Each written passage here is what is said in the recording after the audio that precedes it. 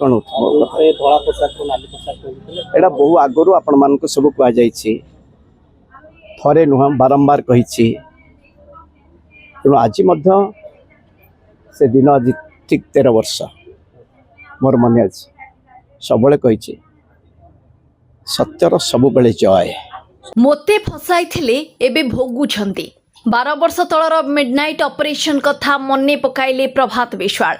मे 29 को जीवन ने केबे भूली परिबिनी बोली कहिले सेतेबेलर दुई जण मंत्री मोते फसाई देथिले सेही दुई नेतांक पाई मो कैरियर प्रभावित होईछे एबे पांड्यान जेपरी दल कथा बुझुथिले सेतेबेले प्यारी बुझुथिले आक्रोश रखी फसाइथिले एबे तार परिणाम भोगुछंती मात्र सही दुई पूर्वतन मंत्री किए ताहा स्पष्ट कलेनी प्रभात ब्यूरो रिपोर्ट विचित्र दुनिया मु कहिछि मूलरू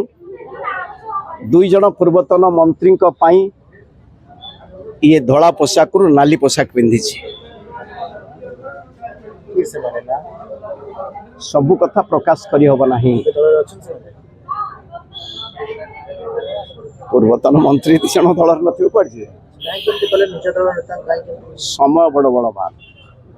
आमे जणे कहिछि सत्य निष्ठापर भाव में कार्यक्रम करूँ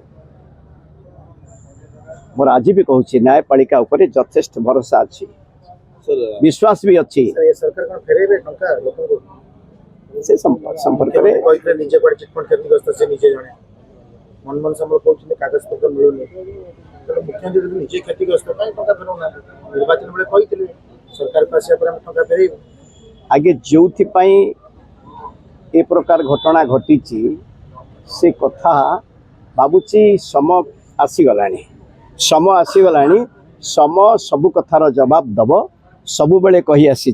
सम ही बलवान सम ही सब कथा कहब धीरे धीरे सम खोलुची से समय खूब कम दिन आसीबो आपण ए कथा कहि आसुचंती जे समय खोलिबो आउ केते समय खोलि बोली भाबुतो समय खोलिनी भाबुचंती आपण निश्चय खोलिछि ना समय खोलिछि सृष्टिकर्ता रहिचंती जणे प्रभु जगन्नाथ प्रभुंक द्वार रे जणे हितवाणी लेखक मोर सब बेले भरोसा थाए नीति उपरे